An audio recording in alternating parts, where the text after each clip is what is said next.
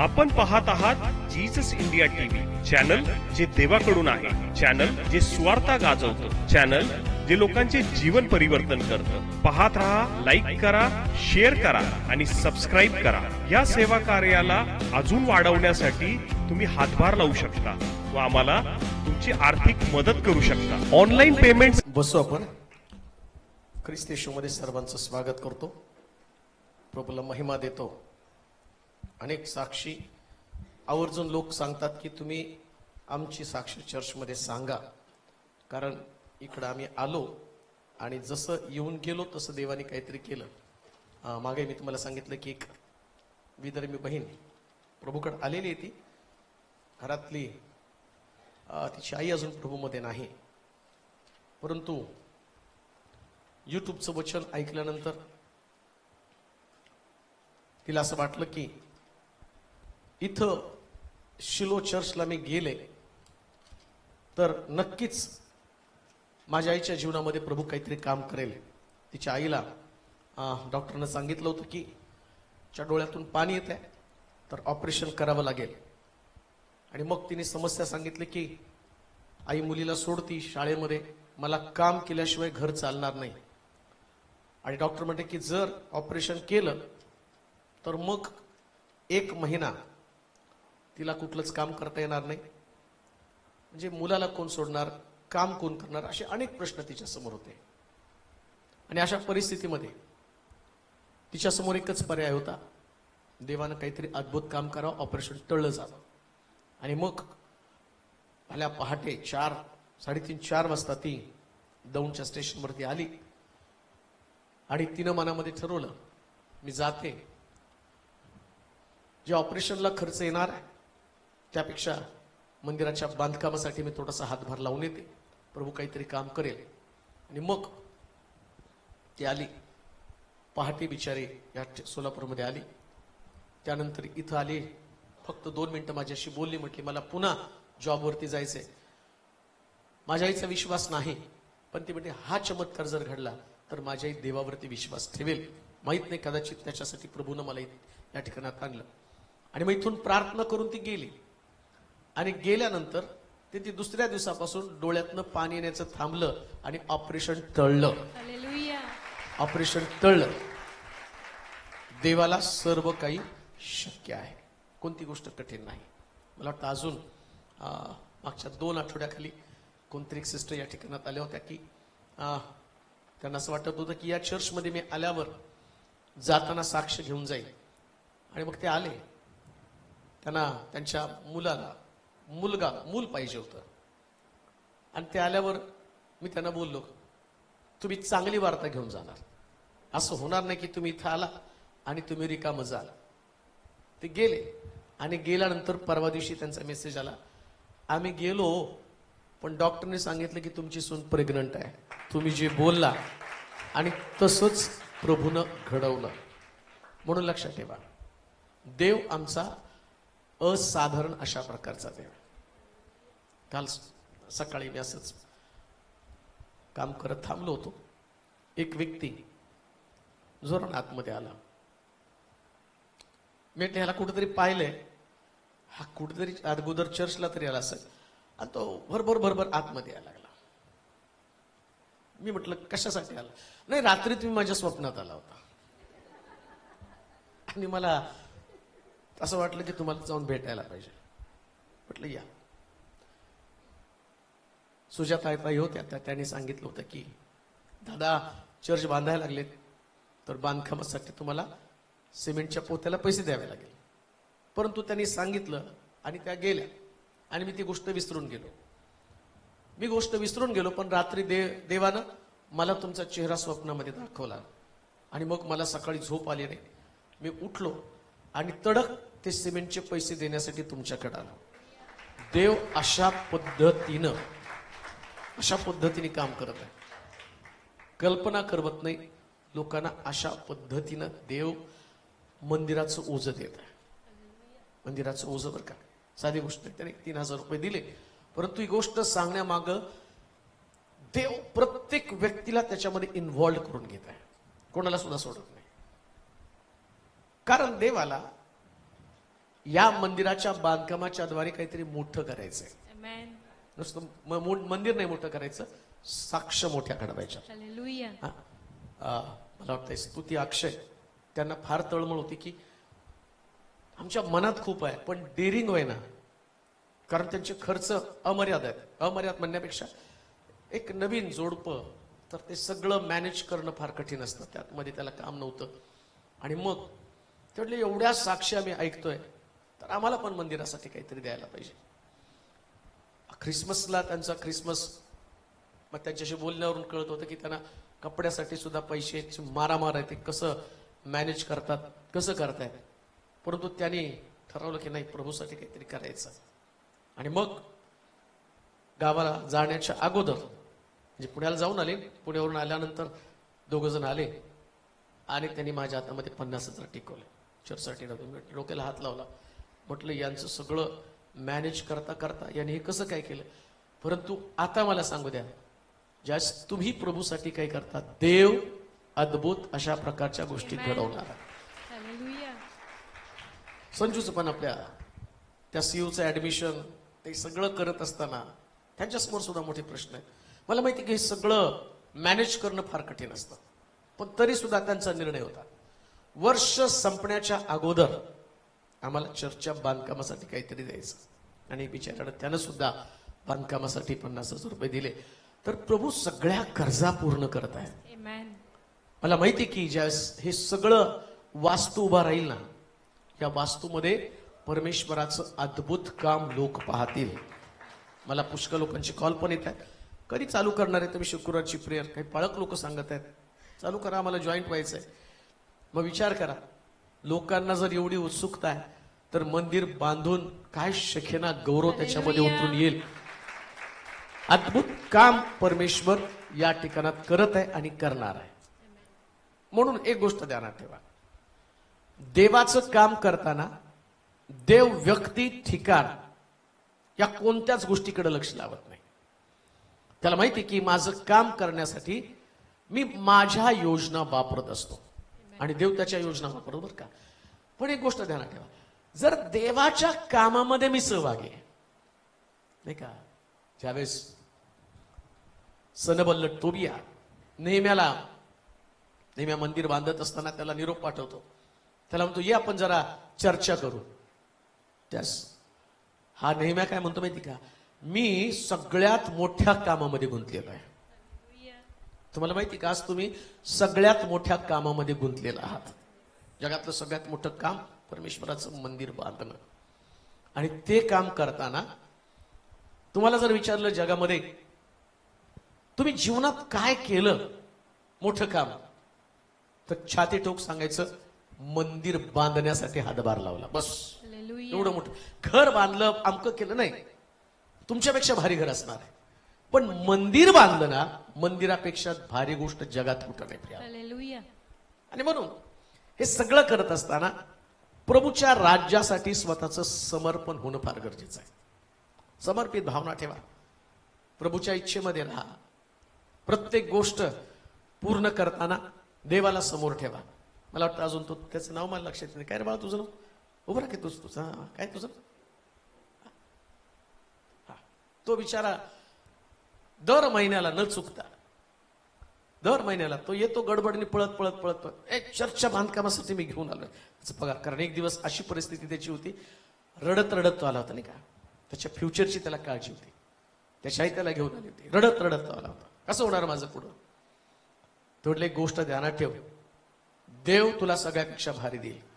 आणि त्याला एवढी सुंदर नोकरी मिळाली आता का, तर त्यानं तो विसरला नाही. त्याला माहिती होतं इथं प्रार्थना केली, देवानं मला ते दिलेलं आहे. म्हणून लक्षात ठेवा, तुम्ही साधारण लोक म्हणून जगूच नका. देवाच्या लोकांनी जगताना असा विचार करायचा, मी कोणीतरी असामान्य व्यक्तिमत्व असलेला देव. आज जी गोष्ट मी पाहणार आहोत, गुलामाला सेना बनवणारा परमेश्वर. Hallelujah. कुणाला? गुलामाला. गुलामाला. या देवाचं वैशिष्ट्य काय माहिती का, तो गुलामाला सेना बनवतो.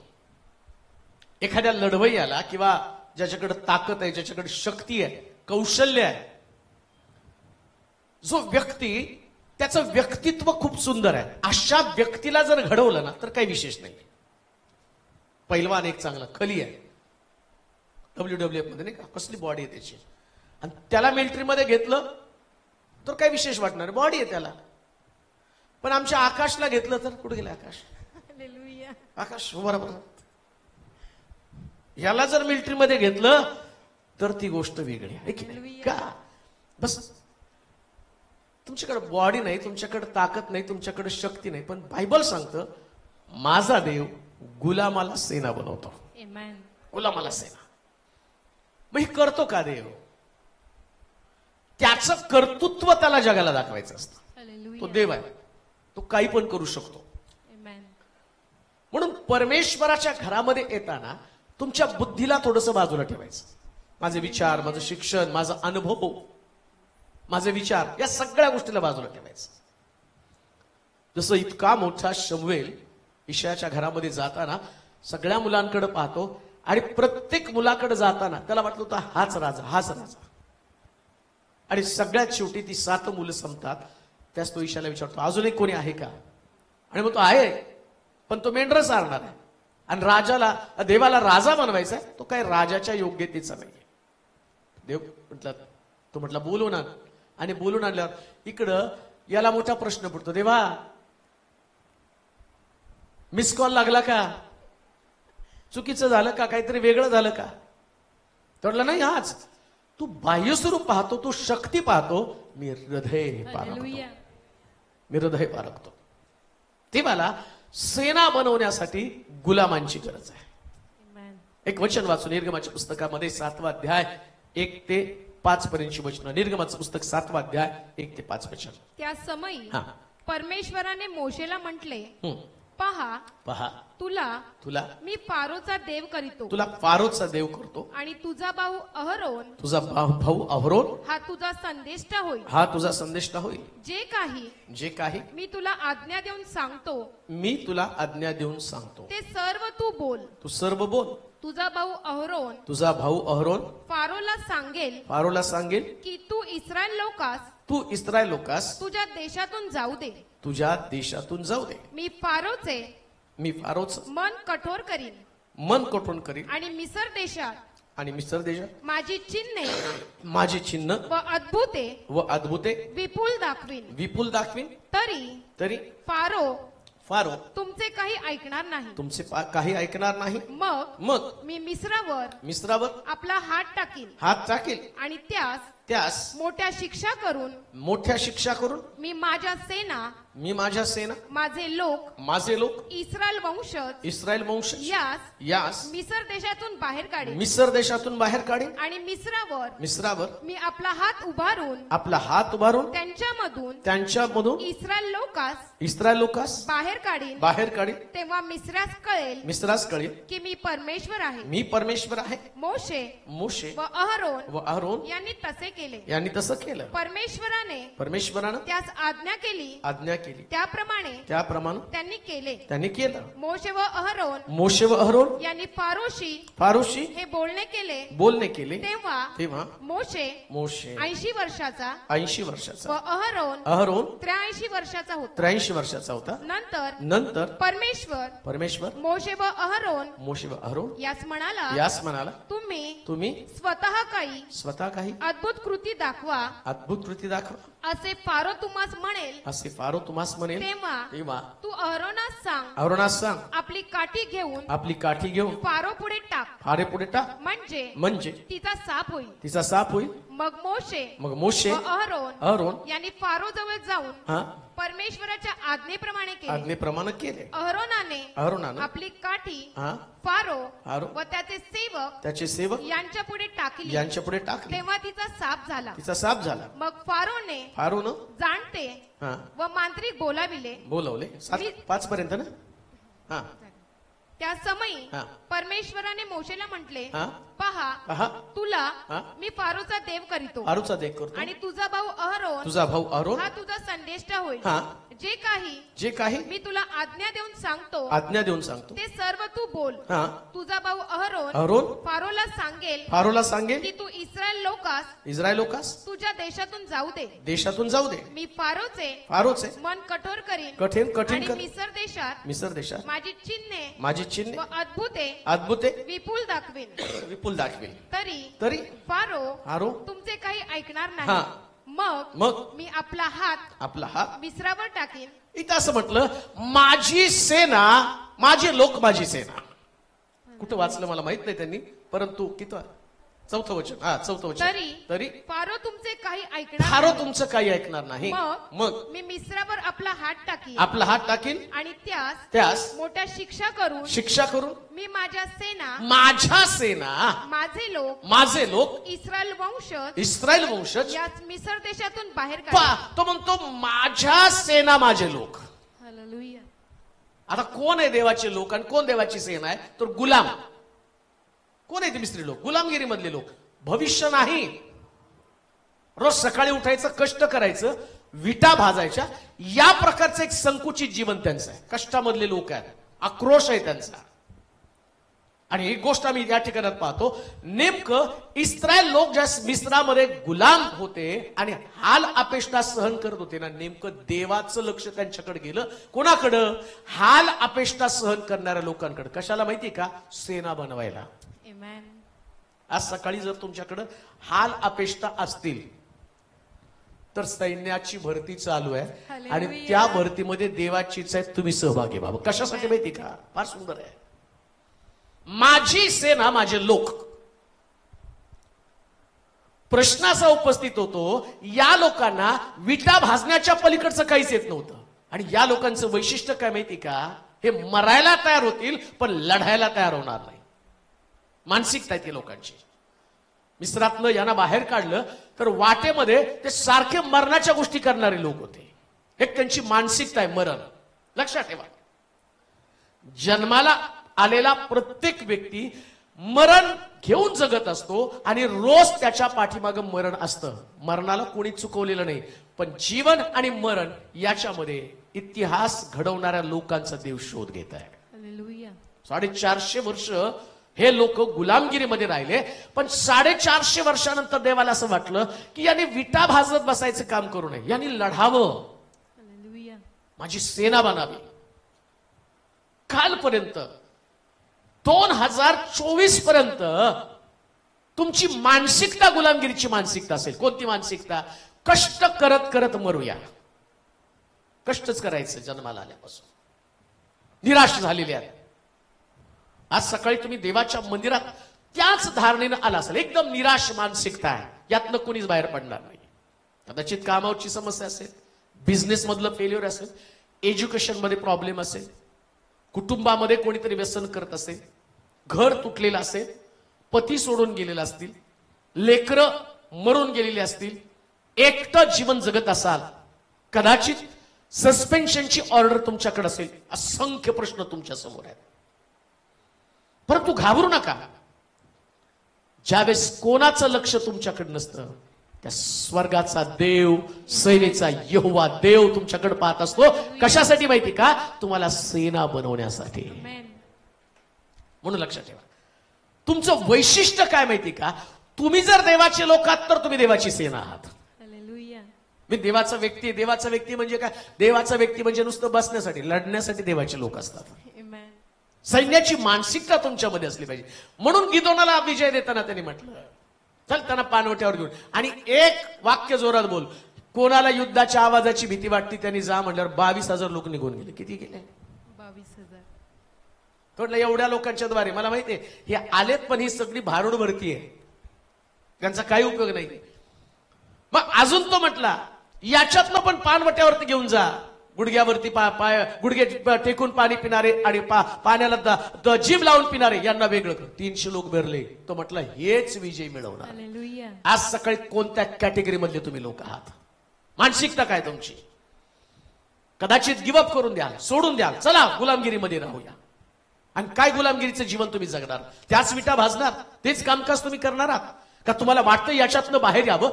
लक्षात घ्या, परमेश्वर म्हणतो ना, माझी सेना माझे लोक. देव त्याच्या लोकांची भेट घेतो तेव्हा अशी कमाल करतो की तो गुलामाला सेना बनवतो. ही हालेलुया. कमाल दुसऱ्या जगात कोणीच करणार नाही. मी म्हणतो, आज सकाळी तुम्ही बेकार आहात ना, लक्षात घ्या, तुमची बेकारी एका क्षणामध्ये, देवानं जर भेट घेतली ना, एका क्षणात तुमची बेकारी दूर कर. हालेलुया. आज सकाळी तुमच्या हातामध्ये कोणतं काम सुद्धा नसू द्या, हरकत नाही तुमच्याकडे काय काम.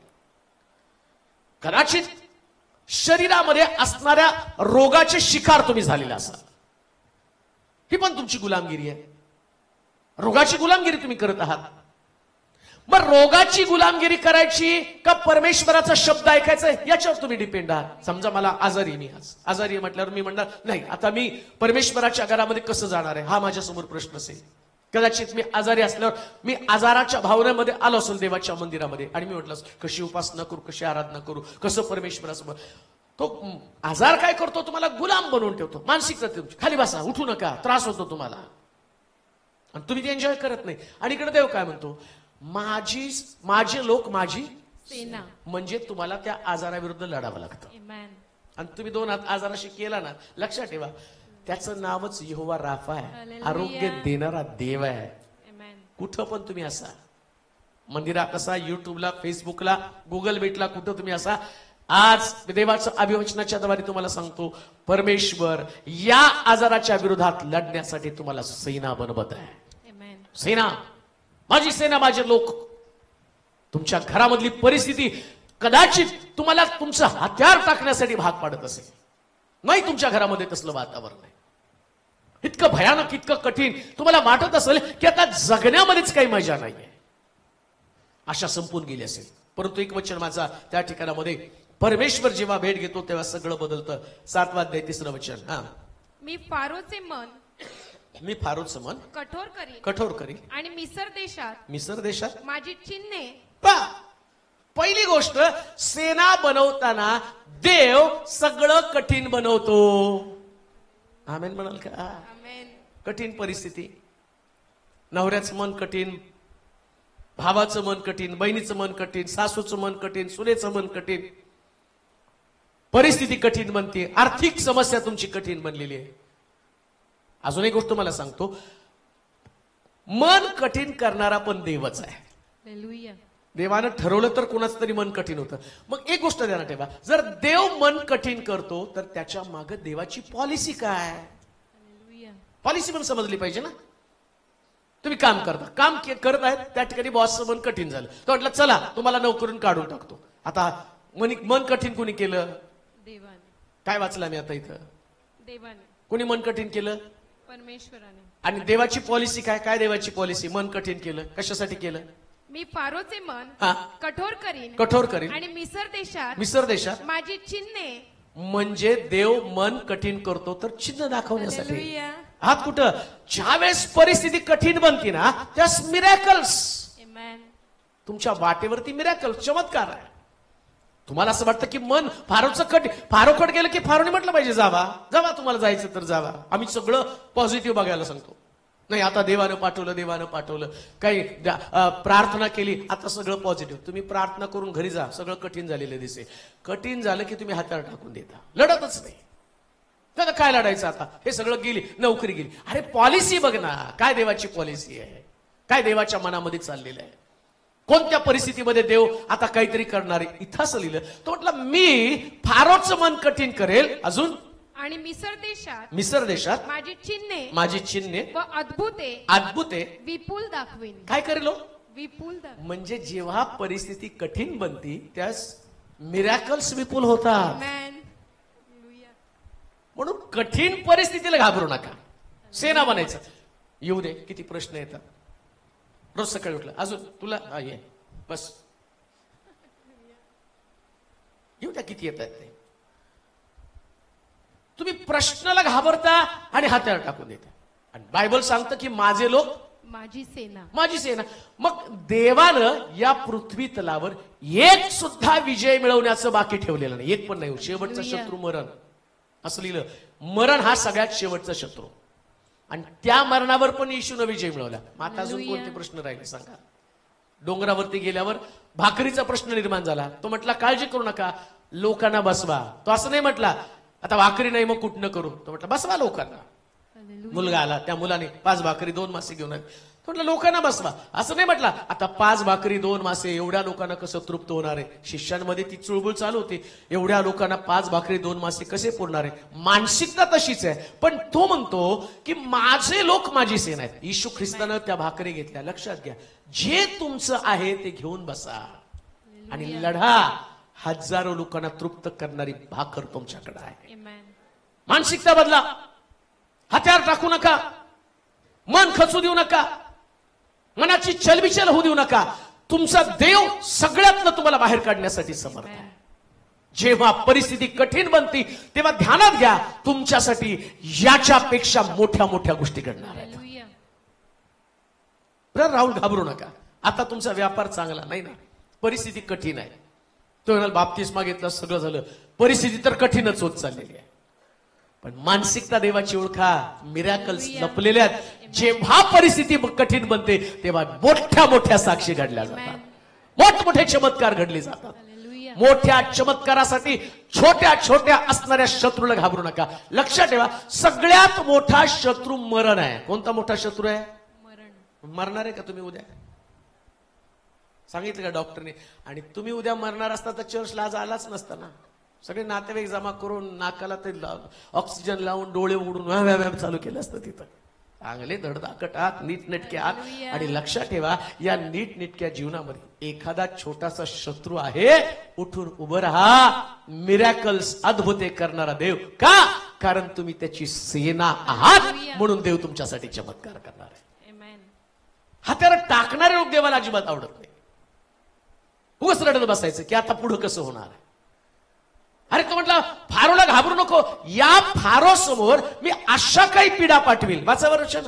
हा, मी फारोचे मन फारोचं मन कठीण करीन कठीण करेन. आणि मिसर देशात माझी चिन्हे माझी चिन्ह व अद्भुते अद्भुते विपुल दाखवीन. विपुल दाखवेल. तरी तरी फारो तुमचे काही ऐकणार नाही. तरी सुद्धा फारो तुमचे काही ऐकणार देव आहे बघा.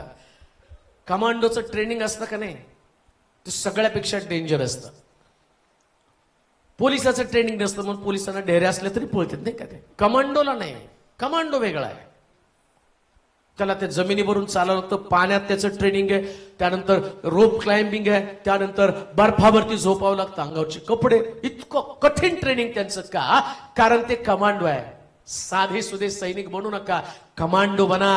देव कठीणातला कठीण प्रसंग तुमच्यावरती आणेल, कठीणातल्या कठीण लढाया तुम्हाला जिंकण्यासाठी भाग करेल. तर याचा अर्थ देवानं तुमच्यावर विश्वास टाकलेला आहे. कमांडो आहे. कमांडो आहे तुम्ही. एखाद्या प्रश्नाला घाबरता का? एक समस्या, कोणती समस्या तुमच्या समोर आहे? अहो, इकडं दानियल सिंहाच्या गुहेमध्ये आहे, त्याची समस्या एवढी मोठी आहे. भट्टीमध्ये शद्रक मेषक अबेदनगो आहे. ना तुम्हाला भट्टी आहे, ना तुम्हाला सिंहाची गुहा आहे. तुमच्या समोर कदाचित एक सामान्य प्रश्न असेल. तुमचा प्रश्न जगातला सगळ्यात सामान्य प्रश्न आहे. तो प्रश्न एवढा मोठा कधीच नाही. खूप सामान्य आहे. खूप सामान्य प्रश्न तुमचा आहे. पण देव किती मोठा आहे. हालेलुया. आणि मोठा देव तुमच्या संबंधानं काय बोलत आहे? मी फारोचं पण आणखीन कितीही चमत्कार घडले तर असं समजू नका चमत्कार घडले आता सगळं काही ती साक्ष घेऊन ये. हा मी असं झालो होतो, मग मला नोकरी ती, मग मला लागली. नोकरी लागली तर अजून मोठे प्रश्न आहे ना. मग का देव प्रश्न पाडतो? सैनिक आहे म्हणून. हालेलुया. बॉर्डरवरती तुम्हाला लढायचंय. यायचं, चर्चला जायचं, बसायचं, गायचं गीत गाऊ वाटलं, नाही गाऊ वाटलं, जायचं तर देव तुम्हाला म्हणतो जा भाई. थंडी, ताप, सार, पडद, सर्द, काय पडस, खोकला, याच्यातच खेळत बसा.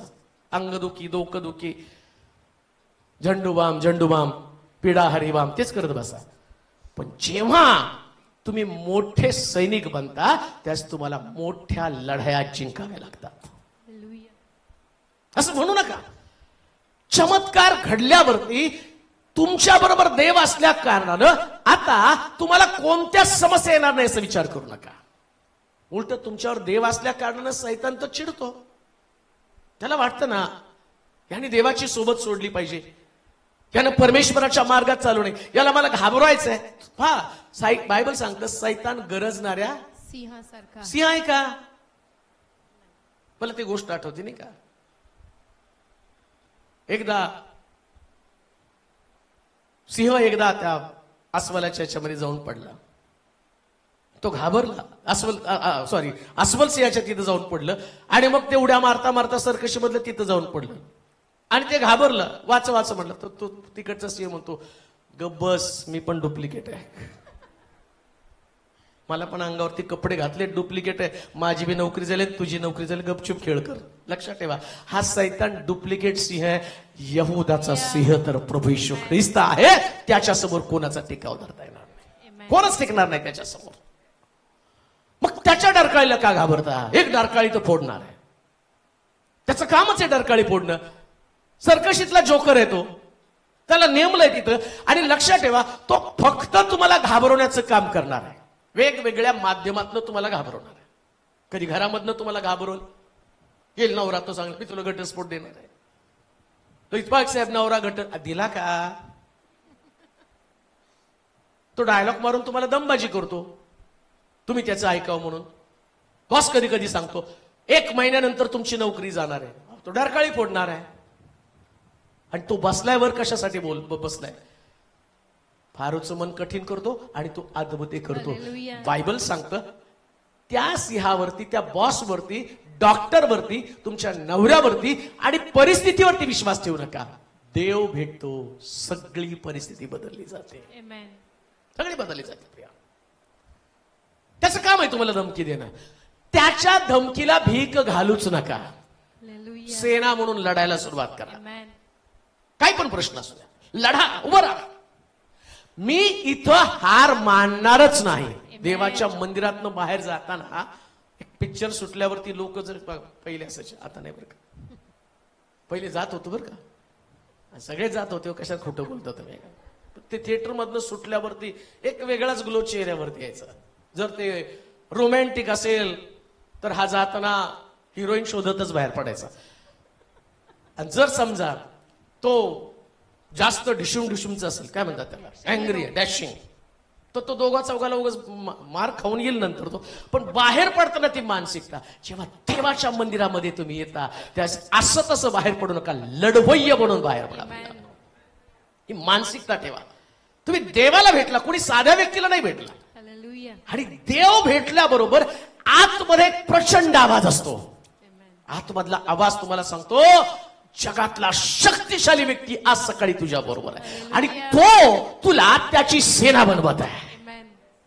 देवाची सेना बना.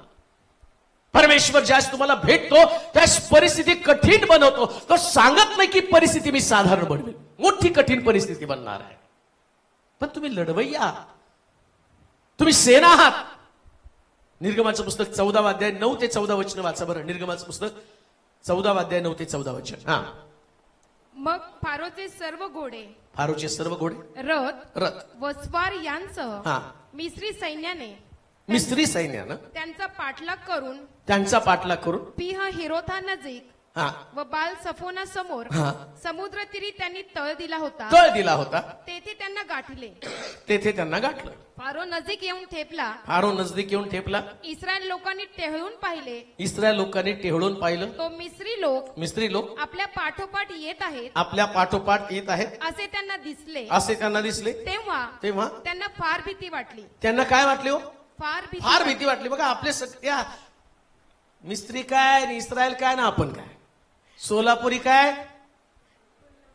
कोल्हापुरी काय, पुणेरी काय, मुंबेरी काय, इथून तिथून सगळे एकसारखेच असतात. है की नाही? बघितलं की भीती वाटायची, नुसते काय पाहिलं की भीती. डॉक्टर कुणीतरी मला सांगितलं प्रार्थना करा, ऑपरेशनला जायचंय, भीती वाटायला लागली. नळी लावायची भीती वाटायला लागली, गोळी खायची भीती वाटायला लागली. डॉक्टरनी बोलवलं चेकिंगसाठी भीती. अरे चेक व्हायचंय, रिपोर्ट यायचाय, तो पॉझिटिव्ह आहे का निगेटिव्ह माहित नाही, त्याच्या अगोदरच बीपी वाढलं आणि ते मशीन मध्ये घालण्याच्या आधीच बी शुद्ध, अजून मशीन मध्ये गेलेच नाहीत.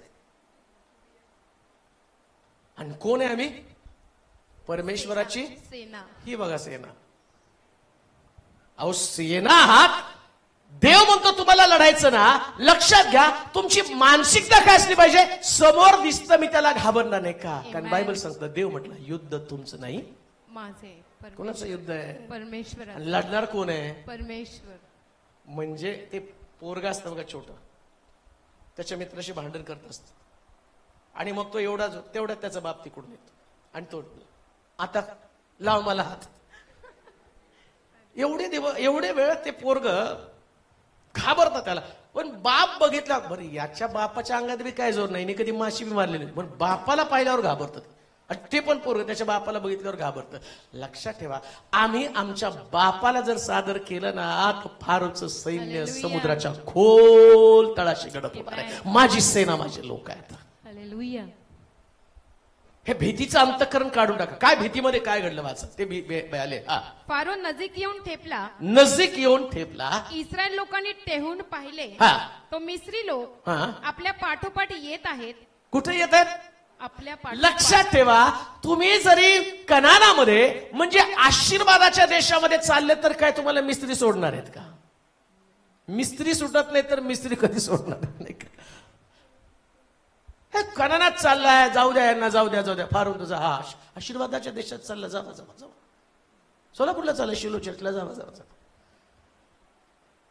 यायचं म्हटलं की 17. मग बरेच लोक मला सांगतात सोलापूरला यायचं, येण्यासाठी मार्ग मोकळे करतो. तुम्ही प्रेयर करा आमचे मार्ग मोकळे व्हावे. अहो असे मोकळे होत नाही, उठावं लागतं, हालेलुया. लढावं लागतं. का कारण इथं एकदा आल्यावर जाताना रिकाम्या हाताने जात नाही, अद्भुते आणि साक्षी घेऊन जाणार आहेत. तरी हालेलुया. अद्भुत आणि साक्ष Amen. यायला तर पाहिजे ना. त्याच्यासाठी जाता जाता चांगले निरोप मिळले जातात. पुष्कळ लोकांच्या साक्षी जातानाच चांगल्या बातम्या ऐकायला मिळतात. हालेलुया. जातानाच. Amen. मला मागे एकाने साक्ष सांगितली, म्हटली माझी आई कितीतरी वर्ष चर्चला गेली नाही, जाताच नाही आलं तिला चर्चला. आणि जेव्हा तुमची लिंक आम्हाला यायला लागली 2 वर्षानं पहिल्यांदा माझ्या आईनं ती लिंक जॉईन झाली तुमच्या लाईव्ह असणाऱ्या त्या सेशन मध्ये. आणि जेव्हा त्या लाईव्ह सेशन मध्ये जॉईन झाली तर त्याच्यानंतर जवळजवळ अनेक वर्षाचं जागेचं प्रकरण इकडे ते लाईव्ह लिंकला जॉईन झाले आणि तिथं प्रार्थना झाली आणि निकाल त्यांच्या बाजूने लागला. हो, मिरॅकल्स ऑन द वे आहे. चमत्कार तुमच्या वाटेवरती आहे. आत कुठं मानसिकता बदला. हे भीतीदायक प्रश्न निर्माणच होणार आहे. लक्षात घ्या जेव्हा भीतीदायक काहीतरी घडतं ना तेव्हा समजायचंय काहीतरी सनसनी देव माझ्या जीवनामध्ये करणार आहे. भीतीदायक परिस्थिती येणारच आहे. पण जर तुम्ही लढवय्या आहात, जर परमेश्वराची सेना तुम्ही आहात, तर सेनेनं नेहमी चांगली मानसिकता काय केलं बघा त्या वचनामध्ये वाचा. तो मिस्री लोक हा, मिस्री. आपल्या पाठोपाठ येत आहेत हा. असे त्यांना दिसले. तेव्हा त्यांना फार भीती वाटली फार भीती वाटली. व परमेश्वराचा धावा करू लागले. परमेश्वराचा धावा धावा करू लागले. ते मोशेला म्हणाले, ते मोशेला म्हणाले मिस्रात काय कबरा नव्हत्या. मग आता समुद्रात का बरं नव्हत्या का. मिस्त्रात काय वेगळ्या, तिथं काय तुम्हाला संगमरवरी कवडा आहे. इथं तर त्याच्यापेक्षा भारी सगळ्याच्या सगळे गडप होणार आहेत. मरायचाच विचार आहे ना, कुठेही मारा ना. मिस्त्रात मरायच्या, समुद्रात मारा. पण एकदा का मानसिकता लढण्याची निघून गेली ना मग मिस्त्रातल्या कबरांची आठवण येते. लक्षात ठेवा कबरांचा विचार करू नका, कबर फोडून बाहेर येणाऱ्या येशूचा विचार करा. हालेलुया. का कबरांचा विचार करत आहात का. जीवनाला तुम्ही अशा पद्धतीनं एक साधारण असणाऱ्या जीवनाकडे तुम्ही पाहतात. बऱ्याच लोकांना मरणापर्यंत जीवन आवडतं. पण एक गोष्ट तुम्हाला सांगू का, जन्माला आलेला व्यक्ती कबरेमध्ये जाणं हे त्याच्या जीवनातलं अंतिम सत्य आहे. पण जीवन आणि कबर याच्यामध्ये तुमचं व्यक्तित्व लपलेलं आहे. काहीतरी करून तुम्हाला जावं लागणार आहे. Amen. कबरे तर सगळे जाणार आहे. हो, काहीतरी मेल्यावरती लोकांनी तुमची आठवण तर केली पाहिजे ना. मोशेचं सुद्धा, मोशे मेला त्या ठिकाणामध्ये, त्याचं शरीर गेलं स्वर्गामध्ये उचल, पण मोशे मेल्यानंतर आज सुद्धा मोशे विषयीच आम्ही प्रिचिंग करतो. या शहरामध्ये तुम्ही राहताना, जिथून तुम्ही आला ना, लक्षात ठेवा जाताना तुमची मानसिकता अशी बनली पाहिजे ना, मी इथून जाईल पण असं कर्तृत्व करेल की जगाच्या स्मरणार्थ ते कर्तृत्व राहिलं पाहिजे. Amen. असं जगा. कबरांचा विचार करत बसू नका. आणि कबरेमध्ये गेलेला कोणी सुद्धा बाहेर आला नाही. पण लक्षात ठेवा, ज्या सिकंदरनं जग जिंकलं म्हणून काय तो कबरेमध्ये गेला तर त्याचा इतिहास नाही बदललेला. अर्थात जगावरती राज्य करणारा नेपोलियन तो पण मेला, पण नेपोलियन अजूनही लोकांच्या लक्षामध्ये आहे. कुठली मानसिकता घेऊन जगत आहात? लढा, उभं राहा, परिस्थितीशी सामना करा. लढण्याची ताकद जर तुमच्याकडे असेल तर देव तुम्हाला संघर्ष करण्यासाठी भाग पाडतो. एक गोष्ट ध्यानात ठेवा, वाटेतच फारोला विचार करा. समजा त्या 10 पिढा पाठवल्या, त्या 10 पिढा पाठवल्यावर फारोला त्याच्या घरादाराला देवानं तिथंच मारून टाकायला पाहिजे होतं. संपलं. आता एवढं मिस्त्री सैन्य समुद्रामध्ये गाडत बसण्याच्या ऐवजी देवानं तिथं मारू शकला असताना, पण देवाला माहितीये मग काय मजा येणार आहे. यांच्या पाठीमागं थोडंसं लागलं, यांनी मग माझा धावा केला, मग यांची छातीची धडधड, यांचं बीपी वाढलं, यांची शुगर वाढली, यांना धडधड व्हायला लागलं, यांना भीती वाटली, मग मला मजा येणार आहे. मुद्दाम कधी कधी देव बीपी वाढण्याचं काम करतो. तुमचं बीपी वाढलं, टेन्शन वाढण्याचं काम तुमच्या जीवनामध्ये घडत असतं. पण ते घडत असताना घाबरू नका. आणि हे डायलॉग तर चुकून मारू नका. कोणते ते डायलॉग? कुठले बघा. ते मोशेला म्हणाले, काय म्हणाले? मिस्रात काही कबरा नव्हत्या. मिस्रात काय कबरा नव्हत्या, हा. म्हणून तू आम्हाला हा. येथे रानात मरायला आणले. मरायला आणलं आम्हाला तू मिस्रातून बाहेर आणले. मिस्रातून बाहेर आणलं. ते काय म्हणून? काय म्हणून आणलं बाबा? आम्ही तुला मिस्रात नव्हतो का म्हणत? नव्हतो का म्हणत? की आम्ही आहो आहो ते ठीक आहो. हा, इथंच बरं आहे. 2000ची नोकरी, पत्र्याची खोली, बस. आपलं काय एकदम ठीकठाक चाललंय, तेवढंच. जास्त संघर्ष नको. देवा अर्धी भाकर दिली तरी समाधानी खा. अर्धी भाकर काय लागतं माणसाला? जमीन माझं अंतरुण, आकाश माझं पांघरून. ही मानसिकता. अहो तो म्हणतो मागा म्हणजे मी तुम्हाला राष्ट्रीय वतना ही दाखल दे. देवाची मानसिकता आहे. थिंकिंग चेंज करा. Amen. लढा, संघर्ष करा, उभं राहा. जर तुम्ही मिस्त्रातल्या गोष्टीमध्ये अडकून पडाल, पुन्हा मी तुम्हाला सांगतो, देवाला कधीच वाटत नाही त्याच्या लोकांनी आहे त्या परिस्थितीमध्ये राहावं. आणि 2024 मध्ये तर तुमची परिस्थिती बदलायलाच पाहिजे. Amen. बदलायला पाहिजे. हो, Yes. आमेन म्हणा जोरात. Amen. तेवढंच मिस्त्रामध्ये ते कर्ज, ते देणेकरी, तो नवरा, ती लेकरं, बरं आहे त्याच्यातच मी अडकून पडले. सकाळी उठते, कामकाज करते, तो देव नाही पण नवरा देव आहे. खात्याच पतिदेव, माझा नवरा देव आहे. दारू पिऊन चांगला देव तुझ्या अंगात घुसल, मग समजत. ही मानसिकता काढून टाका. मानसिकता काय असली पाहिजे? तुमचा देव तुम्हाला यातून यासाठी बाहेर काढतो, तुम्ही मिस्त्रात नव्हे तर दुधामधाच्या प्रदेशामध्ये जावं. दुधामधाचा प्रदेश. हो, Hallelujah. म्हटलं जाऊन ये आतमध्ये. 12 हेर पाठवले, ते 10चा नाही विचार करायचा. ते रडत रडत आले, त्यांचं नाही. 2 हेर गेले आणि ते आले आणि आले. अरे बाप रे, काय तिथले द्राक्ष, काय तिथला आंबा, एवढा एक एक आंबा. आणि बघा तुम्ही, जर आता जगामध्ये इस्रायलचे आंबे जर तुम्ही बघितले, सगळंच मोठं. का तर ते देवाने त्यांना आशीर्वाद दिला. कानानात त्यांनी पाहिलं होतं ते कसं काय उगवतं, हे त्यांच्याकडे टेक्निक तेव्हा त्यांना माहिती होतं. म्हणून इस्रायल सारखं भारी, त्यांच्या म्हशी पण वेगळ्या, त्यांच्या गाया पण वेगळ्या. का? त्यांच्याकडे दूध आणि मध एवढ्या मोठ्या प्रमाणात. देवानं त्यांना ते दाखवलं होतं. मानसिकता बदला. यहोवा देव तुम्हाला सांगतो, मोठे मोठे आशीर्वाद मिळवा. Amen. मोठे आशीर्वाद मिळवा. मोठ्या पगाराच्या नोकरीची अपेक्षा करा. Amen. मोठ्या पगाराच्या, बरं का? Amen. कुठल्यावर नाही मिळत. देवा 10,000ची तर नोकरी दे. अरे जा मग शिपायाचं काम कर. देवाला मागताना एवढं भारी मागायचं की त्याला वाटलं पाहिजे आणि मला मागितलं ना माझ्या लायकीप्रमाणे मागितलं. Hallelujah. लायकीप्रमाणे मागा. मुळामध्ये तुमच्याची हिंमतच नाही ना. तुमची धारणा काय? मिस्त्रात होतं ते ठीक होतं, तिथलं तसलंच वातावरण तेच ठीक आहे. नाही, तुम्ही देवाची सेना आहात. Amen. आणि देवाची सेना देवासारखी असली पाहिजे. म्हणून पुढे वाचा. आम्ही तुला मिस्रात नव्हतो का म्हणत की आम्ही आहोत ते ठीक आहो ते ठीक आहोत. आम्हाला मिस्री लोकांची गुलामगिरी करत राहू दे. काय अपेक्षा बघायची, येथे काय पाहिजे हो? आम्हाला हा मिस्री लोकांची मिस्री लोकांची गुलामगिरी करत राहू दे. गुलामगिरी करत राहू दे. हा आम्हाला रोगाची गुलामगिरी करू. सकाळी उठलं की कंबर दुखली, कसं आहे, कंबर दुखली, डोकं दुखलं, अमकं दुखलं, ती गुलामगिरी आवडते. कामाच्या ठिकाणी त्रास आहे, बस त्रास आहे, हा त्रास आहे, आणि बरेच बस मराव म्हणून प्रार्थना करा. अरे बापरे, अरे लढ ना. सिंह मारावेत म्हणून प्रार्थना करा. ना सिंह मारणार ना बॉस मारणार, पण देव सिंहासमोर आणि राजासमोर तुला दाखवून देईल, मी यहोवा देव आहे आणि ही माझी सेना आहे. हालेलुया. ही माझी सेना आहे. सिंहाला पण राहू द्या, राजाला पण राहू द्या.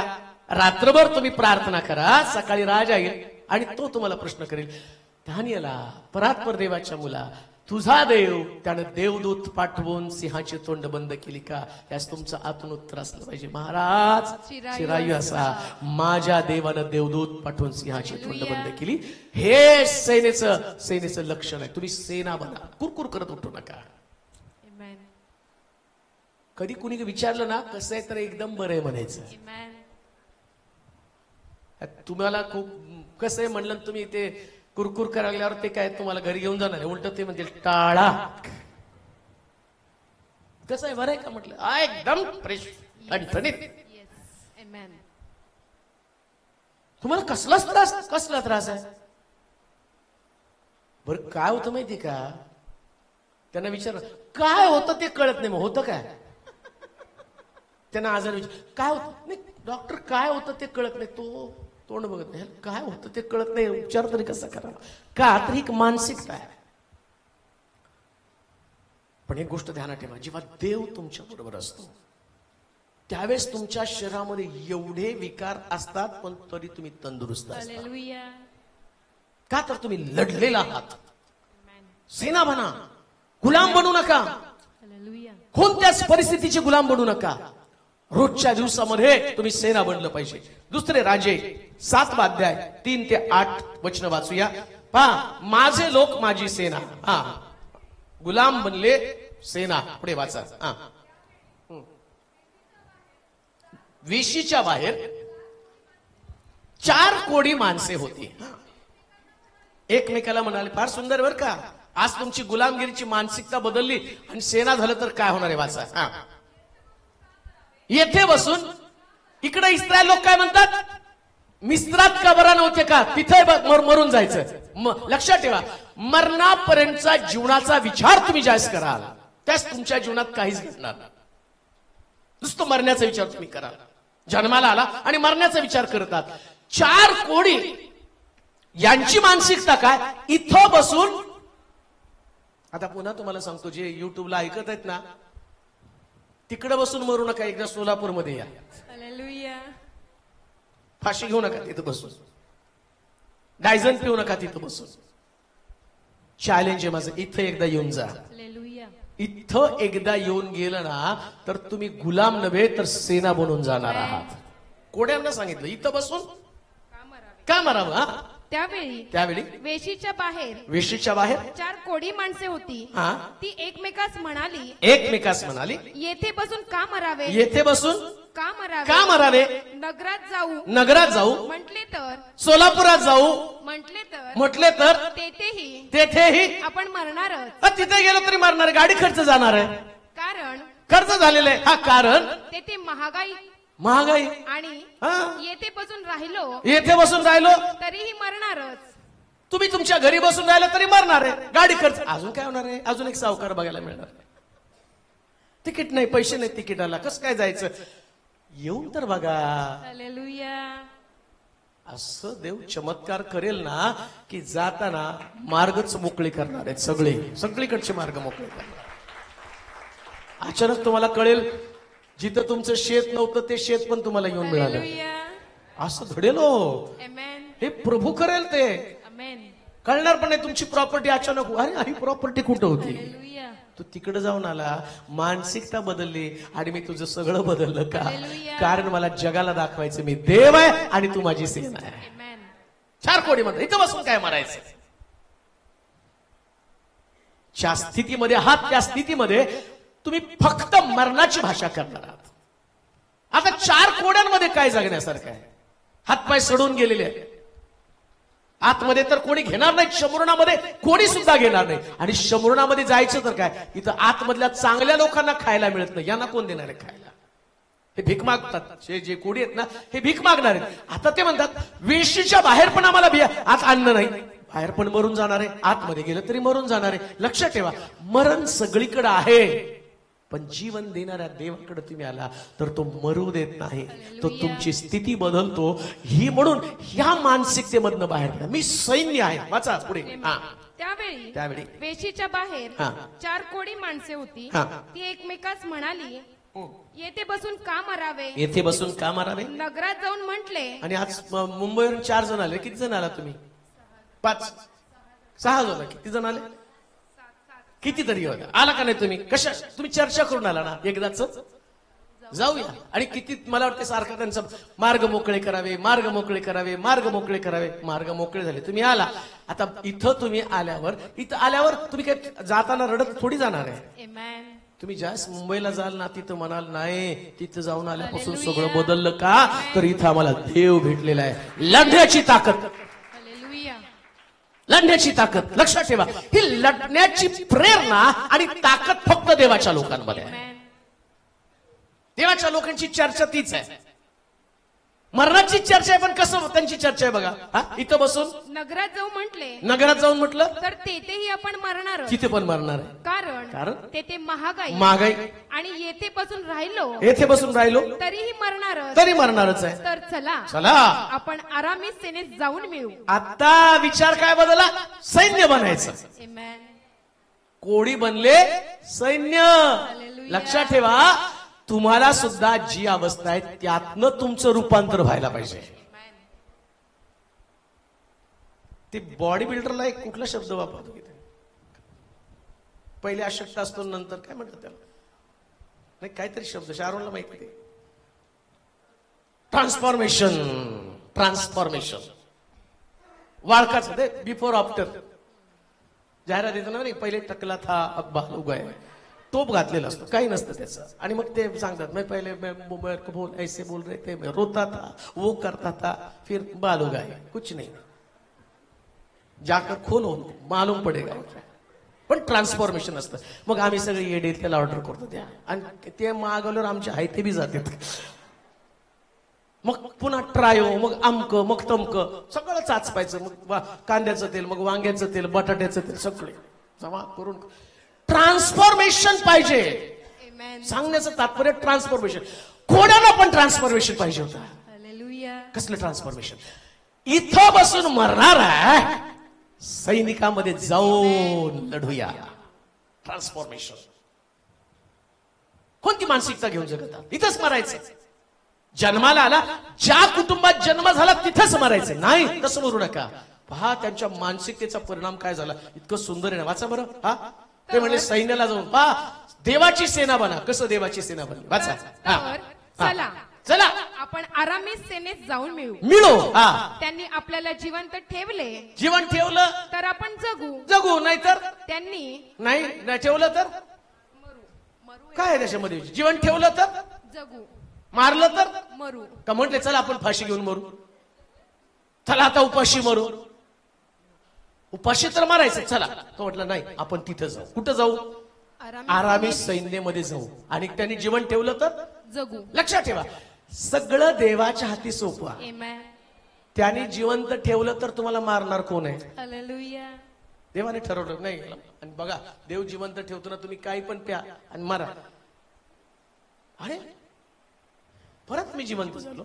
अरे त्याने ठरलं तुला मरूच द्यायचं, तू हे पी ते पी. रेल्वे खाली जाऊन पडला तर रेल्वे दुसऱ्याच त्याच्यावर जाईल, तुमच्यावर जाणारच नाही. देवानं ठरवलं तुम्हाला जिवंत ठेवायचं. म्हणून लक्षात ठेवा, जीवन जगताना त्याच्या हाती सोपून द्या. Amen. त्याने ठेवलं तर जिवंत राहणार. हालेलुया. डायलॉग मारत बसू नका. इथं मी मरणार आहे तिथं नाही. तुम्हाला देवानं मरणासाठी जगामध्ये पाठवलं नाही, लढून जगण्यासाठी पाठवलेलं आहे. लढून जगा. आणि जी मानसिकता बनली सैन्याची मानसिकता, 4 कोड्यांमध्ये सैनिकाची मानसिकता. कोडी आहेत ते नाकारलेले, कोणी जवळ करत नाही, दरिद्री आहे, महागाईच्या परिस्थितीमध्ये कोडी सापडले. ऐका बरं का, मानसिकता किती भारी आहे. सैनिक बनला तर काय होतं, आतमध्ये इस्रायल लोक जे आहेत ना ते 5 रुपये पावशरने कबुतराची विष्ठा खात होते, 85 रुपयाला गाढवाचं डोकं खात होते. काय खात होते? हा. एकदा आयटम बनवू आपण तो. किती लोक थांबतात बघू. सगळ्यांचं फास्टिंग. आज आमचं फास्टिंग आहे का हे नाही, पण ते लोक खात होते कारण ते सैन्य नव्हतं. कोण? आतमधले लोक सैन्य नव्हतं, ते कबुतराची विष्ठा आणि गाढवाचं डोकं खात होते. बाहेर 4 कोडी, सैन्य बनलं. काय खाल्लं त्यांनी बघा. या कोड्यानी मानसिकता बघा. तुम्ही परमेश्वराची सेना बनला तर काय काय वाचा त्या ठिकाणामध्ये. फार सुंदर आहे. तर आपण आरामी सेनेत जाऊन मिळू. आरामी सेनेत जाऊन मिळू. त्यांनी आपल्याला जिवंत ठेवलं जिवंत तर आपण जगू. त्यांनी आपल्याला मारून टाकलं तर आपण मरूया. एवढेच. ते संध्याकाळच्या वेळी आरामी लोकांच्या छावणीकडे जाव्यास निघाले. आरामी लोकांच्या छावणीच्या बाहेरच्या हद्दीवर ते येऊन पाहताच तो तेथे एकही माणूस नव्हता. इकडं त्यांनी नुसता हा विचार केला. ऐका बरं का, आज दुपारी फक्त एक विचार असणाऱ्या व्यक्तीची देवाला गरज आहे. कोणता विचार माहिती का? मला प्रभूच्या सैन्यामध्ये दाखल व्हायचं. बस, मला देवाच्या सैन्यामध्ये दाखल व्हायचं, भरती व्हायचं. मग तुमच्यामध्ये कदाचित त्या 4 कोड्यांसारखं तुमचं सगळं शरीर असेल किंवा तुमची परिस्थिती तशी असेल, कोणी तुम्हाला जवळ करणार नसेल. पण जेव्हा तुम्ही तयार होता आणि निघायला सुरुवात करता, त्यास लक्षात ठेवा, सैनिकामध्ये असणारी क्वालिटी देव निर्माण करतो. आता इकडे 4 कोडी चालल्या, निघाल्याबरोबर देवानं सैनिकांची सगळी ताकद असं लिहिलं, घोड्यांच्या टापांचा आवाज. लक्षात ठेवा, देवाला अशा लोकांची गरज आहे, जेव्हा ते निघतात ना त्या घोड्यांच्या टापाचा आवाज देव त्यांच्याकडनं देतो. म्हणून बायबल सांगतो, कोणी रथाची व घोड्याचा अभिमान बाळगतो, आम्ही तर जिवंत देवाचा अभिमान बाळगतो. देवाचा अभिमान बाळगा. असं चाला ना. कोडी असले तरी सैनिकासारखं चाला. कर्ज असलं तरी रुबाब असा असू द्या की तुम्हाला बघितलं वाटलं म्हणजे करोडपती आले म्हणून.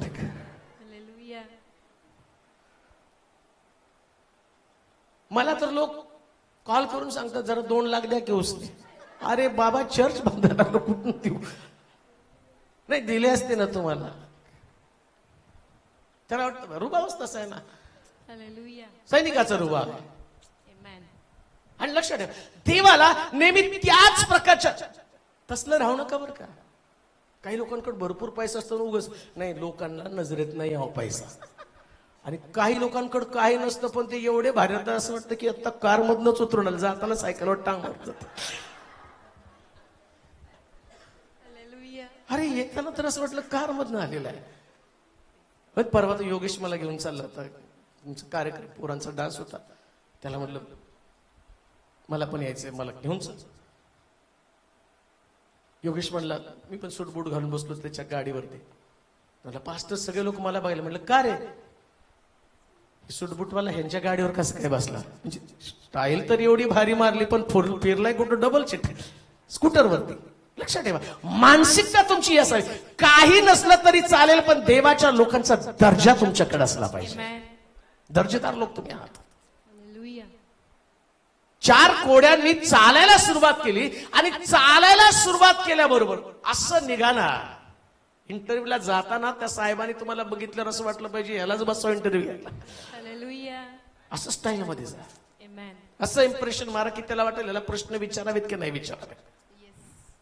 का तर तुम्ही देवाचे लोक, देवाची सेना, घाबरून नाही जायचं तिथं. हा मला काय प्रश्न विचारणार आहे, कारण बायबल सांगतं त्यानं फारोचं मन कठोर केलं. म्हणजे मन पण कोण कठीण करतो? देव. शब्द पण कोण पुरवतो? परमेश्वर. जातानाच प्रार्थना करतो, ते मला माहिती तेच देवा त्याच्या मुखात घाला, तेच प्रश्न त्यांनी म्हणून बघा ना एकदा मी जातो तिथं, जे मला माहिती ते त्यांनी विचारू दे. आणि बघा तुम्ही तशी प्रार्थना केल्यावर त्याने किती पण तोंड उघडायचा प्रयत्न केला तर त्याच्या तोंडात देव शब्द घाला, हे नको बोल, हे विचार, हे विचार, हे विचार. आणि तुम्ही हो गेलो तिथं, मला माहिती असलेच विचारलं, इकडे प्रार्थना केली नाही. तुम्ही सैन्य आहात, हालेलुया. सैन्य आहात. 4 कोड्यांसारखं जगा. चला आपण फारोच्या त्या असणाऱ्या सैनिकांमध्ये जाऊन मिळू. 4 कोड्यासारखं तुमचं व्यक्तिमत्व. मेला तर कोडी म्हणून पडाल. आता या 4 कोड्यांना पुरण्यासाठी सुद्धा कोणी येणार नव्हतं, का तर ते कोडी बाहेर मारणार होते. पण आता 4 कोड्यांचं त्यांनी काय, मला इतकं त्याच्यामध्ये इतकं इंटरेस्टिंगली वाटायला लागलं की 4 कोडे कसे सैनिक बनले. माझी लोक माझी सेना. हा वाचा. कारण परमेश्वराने हा. रथ घोडे कुणी? परमेश्वराने. म्हणजे देव तुम्हाला काय देतो? रथ. काय देतो? रथ रथ. म्हणजे आता रथ आपल्याकडे नाही, पण 4 व्हीलर देईल का नाही? येस आमेन. कोडी बनवून कोड्यांचं रूपांतर सैन्यामध्ये व्हाल ना, लक्षात ठेवा. आपल्याला मोठ्या ठिकाणी चर्च बांधावं लागेल का तर 4 व्हीलरचे येतील का? देव त्याच लोकांना निवडतो ज्यांना वाटतं काहीतरी निघलं पाहिजे बरं का. येस. एक दिवस शिलोत सगळ्या सायकली होत्या. ते दिवस विसरलो नाही आपण. आणि आम्ही बी सायकलवर फिरायला जात होतो. सगळ्या सायकली होत्या. आता जर बघितलं तर सारख्या 4 व्हीलर, त्या टेन्शन यायला लागलं. इकडच्या आजूबाजूचे लोक सारखे बघायला लागले, आहे काय रविवारी इथं. ते दिवस लांब नाही. त्या दिवशी परमेश्वर रथ आणि घोडे प्रत्येकाला देणार आहे. बुलेट. आमेन. घोडे म्हणजे बुलेट बर का. येस. बुलेट हॉर्स पॉवर, जास्त हॉर्स पॉवरचं इंजिन. आता शाहरूनकडे एक आले, अजून बुलेट येतील. आमेन. आमेन. स्टाईल मधल्या गाड्या येतील 12-12, 15-15 लाखाच्या तरुण. म्हणजे आताच लागू नका आई बापाच्या मागण्या. तर संदेश ऐकला की लेकर लगेच बाप्पा सांगितले त्यांनी पाळकांना. नाही पण देणार देव तुम्हाला आमेन. मानसिकता. देवानं त्यांना रथ आणि घोडे व प्रचंड सैन्य यांचा गलबला आरामी सेनेच्या कानी पडला. तेव्हा ते आपसात म्हणाले, पहा इस्रायलाच्या राजाने हित्ती व मिस्री राजे द्रव्य देऊ करून बोलाविले आहेत. आधी कोण होते हो? आता कोण झाले? सैन्य नाही, त्यांनी काय शब्द वापरलाय? प्रचंड. नाही हित्ती व मिस्री राजे. आता कोण झाले? राजे. हालेलुया. सेना परमेश्वराची बनता तर कोड्याचं रूपांतर राजामध्ये झालं. मानसिकता बदला. कोडी म्हणून जगू नका. लोकांच्या मुखातनं शब्द बाहेर पडले पाहिजे. काय राजासारखा रुबाब या लोकांचा. आणि देवाला तुम्हाला राजा बनवायचं, राजासारखं जीवन जगायचं. चालता बोलता लोकांनी तुमच्याकडे बघितलं तर गलबला व्हायला पाहिजे. अरे राजे आले, राजे आले. रडत जर बसला कोड्यासारखं. आता कोड्यांकडे एक अजून ऑप्शन आहे, माहे मला भाकर वाढा. कोडी तेच करतात बसून, नाही का? ती गाडी ओढायची आणि ते ओढत असल्यावर त्या कोड्यांकडे बघा तुम्ही. भगवान के नाम पे दे दे बाबा, भगवान के नाम पे दे दे बाबा म्हणून नाही जगायचं, सैन्यासारखं जगायचं. सैन्यासारखं जगा. आता त्यांनी तसं केल्यावर पुढे काय घडलं? कारण परमेश्वराने रथ घोडे व प्रचंड सैन्य यांचा गलबला आरामी सेनेच्या कानी पाडला. तेव्हा ते आपसात म्हणाले, पहा इस्रायलाच्या राजाने हित्ती व मिस्री राजे द्रव्य देऊ करून बोलाविले आहेत. बोलवलं आहे. म्हणून त्यांनी संध्याकाळी उठून पलायन केले.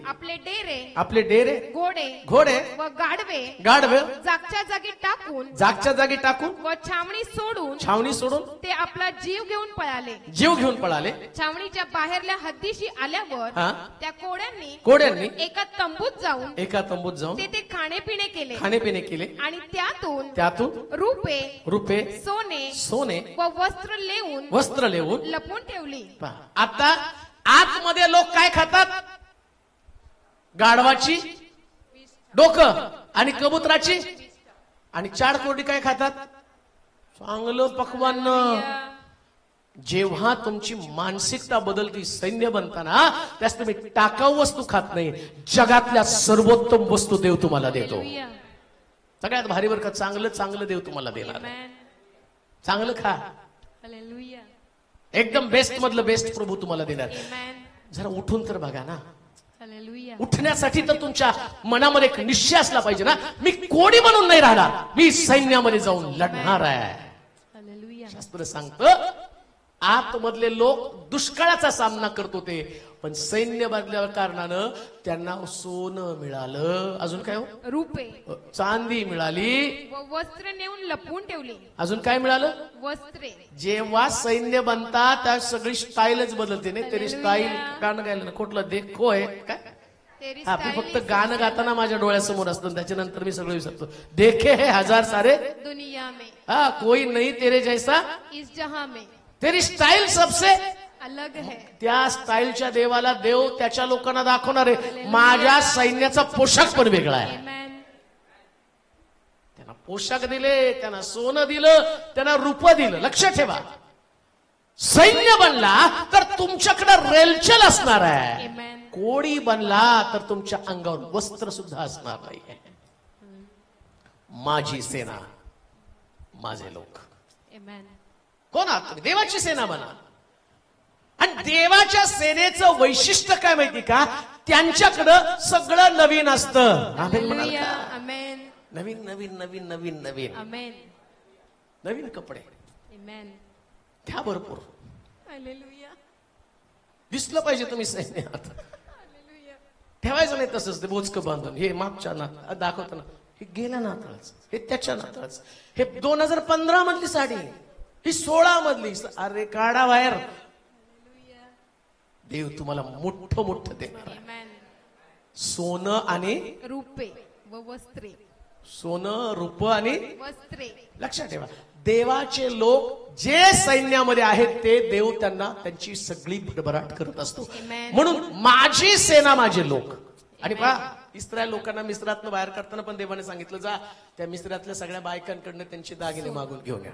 कारण देवाला माहितीये इथं जाताना माझे लोक असे गबाळ्यासारखे नाही जाऊ द्यायचे. देवाचे लोक देवाचे लोक देवाचे लोक, आणि फाटके तुटके कपडे आणि त्यांच्या अंगावर काहीच नाही दाग. त्याला माहिती अरे माझे लोक चाललेले आहेत, माझे लोक चालल्यावर माझं इम्प्रेशन आहे. Hallelujah. तुमच्या लेकराला तुम्ही लग्नाला जाताना तो पोरग ते त्याला कळत नसत, नाही मम्मी मला हे घाल, देऊ का एक झापडा, तुझी नाही जाणार माझी आपण जाणार. त्याला उगाच कसलं तरी पिवळा हळदीसारखं आवडतं आणि ते म्हणतो हेच मला घालायचं, आणि तुम्हाला ते आवडत नसतं. ते लहान लेकर त्याला कळत नसते, त्यांना मला हेच पाहिजे. आणि ते एवढं घाण असतं ना, तुमचं एवढं डोकं फिरतं की त्याला 2 चापटी मारून त्याला आबरू घालवू नकोस. देवाने पण इस्रायल लोकांना तसं आबरू घालवू नका, दागिने पाहिजे ना, जा. Hallelujah. त्या सगळ्यांना सांगतो यांना दागिने द्या. ते गेले, अहो तुमचा मोती हार देता का, तुमचा चपला हार देता का, तुमचा एकदानी सर देता का, तुमच्या कानातले झुब्बे देता का, झुमके देता, कमर पट्टा देता का, छुमछुम देता का, घेऊन जावा घेऊन जावा घेऊन जावा घेऊन जावा. आणि ते घेऊन आले आणि वाटेमध्ये ते सगळे लांब गेले. त्या बायका म्हणल्या, अगो बया दागिने घेऊन गायब. का तर तुमचा देव तुम्हाला बदला, ट्रान्सफॉर्मेशन करणारा तुमचा देव आहे. Amen. ट्रान्सफॉर्मेशन. Hallelujah. ते दिवस लांब नाही, ज्यावेळेस तुम्ही लढता लढता एवढे समृद्ध व्हाल, एक दिवशी तुम्ही हराल आणि तुम्ही जाल त्या, तर तुम्हाला जसं मिस्त्रामध्ये आम्ही पाहतो, शमरोनामध्ये लोकांनी ज्या प्रकारचं खाणं खाल्लं तसलं खाणं खाऊ नका, तर 4 कोड्यांसारखं खाणं खा. रिच. Amen. लढण्यासाठी बाहेर पडा. अजून एकच मुद्दा होईल, तेवढाच वाचूया. 1 शमूएल 17 अध्याय 4 पासून काही वचन 11 पर्यंतची वचन वाचूया. 1 शमूएल 17 अध्याय 4 ते 11 वचन. तेव्हा गत येथला गल्ल्यात गत येथला गल्ल्यात नामक एक महावीर हा. पलिष्ठांच्या छावणीतून बाहेर आला. त्याची उंची 6 हात 1 वीत होती. 6 हात 1 वीत होती. त्याच्या डोक्याला एक पितळी टोप होता. एक पितळी टोक होत. व त्याने त्यानं खवल्यासारखे पट्ट्यांचे कवच कवल्यासारखं पट्ट्यांचं कवच अंगात घातले होते. अंगावर घातलं होतं. त्या कवचाचे वजन कवचाचं वजन 5000 पितळी शेकेल होते. 5000 पितळी शकेल एवढे होतं. त्याने पायात आणि पाया पितळी मोजे चढविले होते पितळी मोजे चढवले होते. व त्याच्या खांद्यांच्या दरम्यान खांद्याच्या दरम्यान एक पितळी बरची होती. पितळी बरची होती. त्याच्या भाल्याचा दांडा भाल्याचा दांडा साळ्याच्या तुरीसारखा होता. साळ्याच्या तुरीसारखा होता. त्याच्या भाल्याचे पाते पाते 600 लोखंडी शेकेल होते. 600 लोखंडी शकेल होते. त्याची ढाल त्याची ढाल वाहणारा त्याच्या पुढे चालला होता. त्याच्या पुढे चालला होता. तो उभा राहून इस्रायल इस्रायल सैन्यास मोठ्याने हाक मारून म्हणाला, मोठ्यानं हाक मारून म्हणाला, तुम्ही येथे येऊन युद्धासाठी सैन्य रचना का केली आहे? सैन्य रचना का केली आहे? मी बलिष्ठी नव्हे काय? बलिष्ठ नव्हे काय? आणि तुम्ही शौलाचे नोकर ना? शौलाचे लोक ना? तुम्ही आपल्यातला एक पुरुष निवडा आणि त्याने मजकडे यावे. इकडं देवाची सेना वेगळी, शौलाची सेना वेगळी. प्रश्न तोच आहे, सेना कुणाची? तुम्ही देवाची की शौलाची? जेव्हा तुम्ही शौलाची सेना बनता, आता शौलाची सेवा देण्यात देवाची सेना याच्यामध्ये फरक आहे. शौलाची सेना ज्या कुटुंबात ज्या कुळात माझा जन्म झाला, तर माझा जन्म झाला तेलोरी कुटुंबामध्ये. मग आता मी तेलोरीची सेना, ते म्हणतात नाही का बरेच, ही आमची सेना. पूर्वीचे लोक सांगायचे ना, लेकर उभे करायचे, मग ते विचारायचे दाखवा तुमची लेकरं. मग ये रे चिम्या शिम्या अमका तमका तमका. ती खंडीची पेंडी असायची त्यावेळेस, 12-12, 15-15 लेकर. ती सेना उभी करायची अशी. आणि ही आमची सेना, ही तेलोरीची सेना. मग आता तेलोरीच्या सेनाकडे बघितलं तर एकाच्या नाकातनं शेंबूड गळतोय, एकाच्या नाकातनं कानातनं पाणी वाहतंय, एकाचं काय तो मातीमध्ये खेळून आलेला आहे. हे सगळं असलं घाण. आणि ते बघणाऱ्या माणसाला मन कविता मन, स्तोत्र मन, आमक मन, त्याला त्याचा अवतार बघूनच वाटतं हे घाण नकोय माझ्यासमोर. शौलाच्या सेनेचं हे वैशिष्ट्य आहे. पण परमेश्वराच्या सेनेकडे तुम्ही बघितलं, एवढं भारी अट्रॅक्शन असतं ना. का तर सगळे परमेश्वरामध्ये असणारे कॅरेक्टर या सेनेमध्ये येतात. इकडं शौलाची सेना भयभीत झालेली आहे, कॅरेक्टरलेस. या शौलाच्या सैनीचं वैशिष्ट्य काय? त्यांनी जे डोळ्यानं पाहिलं आणि ते सगळं लिहून ठेवलं. काय लिहून ठेवलं? शौलाच्या सैनीचं वैशिष्ट्य सगळं. त्याचा टोप पितळी टोप आहे. सॉक्स कसले तो? पितळी. कॉटनचे घातले, नायलॉनचे घातले तर पायाला घाम. आणि याचे सॉक्स कसे होते? पितळी. म्हणजे इस्रायल लोक किती बारकाईने बघत होते बघा, सॉक्स पासून तर टोप पर्यंत. प्रश्नाला आम्ही असंच बघतो, ज्यावेळेस शौलाची सेना असतो ना, त्यावेळेस नेहमी पायापासून शेवटच्या डोक्यापर्यंत. म्हणून पुष्कळ लोकांना विचारलं, पायापासून डोक्यापर्यंत मुंग्या आहे तो, काय त्रास आहे तुम्हाला? पायाच्या नखापासून दुखतं, केसापर्यंत सगळं दुखतं. एवढा मोठा प्रश्न आहे, एवढ्या मुंग्या आहेत, एवढा त्रास आहे. जेव्हा तुम्ही शौलाची सेना बनता, त्यास तुमच्या जीवनामध्ये तुम्हाला सगळं भीतीदायक वातावरण निर्माण होतं. आणि इथं मला वाटतं 17वा अध्याय 43 आणि 44, 43 पासून पुढची वचनं वाचा. तो बलिष्ठी दाविदास म्हणाला, मी काय कुत्रा आहे म्हणून तू काठी घेऊन माझ्यापुढे आला आहे? म्हणून तू काठी घेऊन माझ्या पुढे आला? त्या बलिष्ठाने आपल्या देवांची नावे घेऊन दाविदास शिव्याशाप दिले.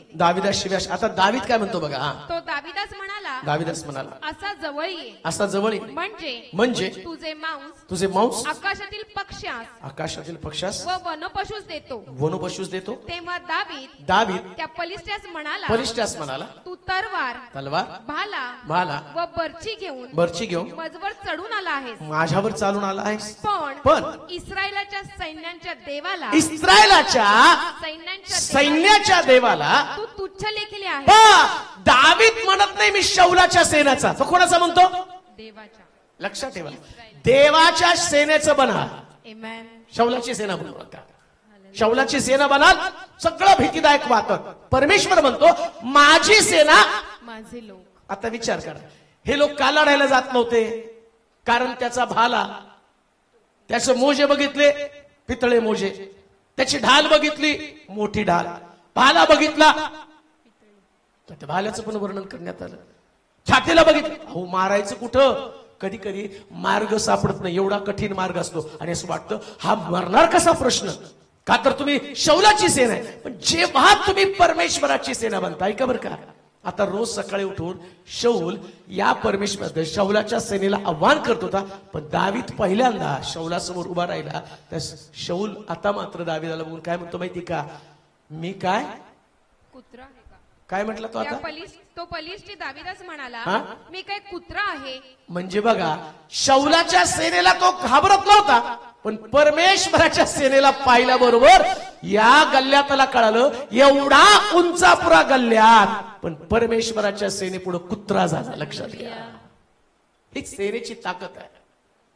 देवाची सेना बना, Amen. देवाची सेना बना. देवाची सेना बनला ना, किती पण मोठा गल्ल्यात असला तर तो गल्ल्यात जो आहे तो तुमच्या समोर त्याचं खरं व्यक्तित्व सांगणार आहे. काय गल्ल्याचं खरं व्यक्तित्व, तो कुत्रा आहे. गाणं गाताना आम्ही म्हणतो ना, हारा हुआ शैतान मेरे जूतों के नीचे है. आणि भेटल्यावर आम्ही सांगतो, शैतानाला लय पछाडलो, डोक्यावर बसलाय, घरात बसलाय, लेकरांमध्ये घुसलाय, नवऱ्यामध्ये घुसलाय. भांडा तुम्ही, नवऱ्यावर ढकलून मोकळं. आमच्या नवऱ्यात शैतान घुसला. शांत बसला असता तर घुसला असता का तो? तुम्हाला वाद करायला पाहिजे. मग काय झालं की तुम्ही सांभाळा बरं का, शैतान तुमचा ताबा घेतो. मानसिकता तुमची काय बनली पाहिजे, जस्ट तुम्ही गल्ल्याताकडे जाताना त्याचं मोजमाप आणि त्याची उंची मोजत बसू नका.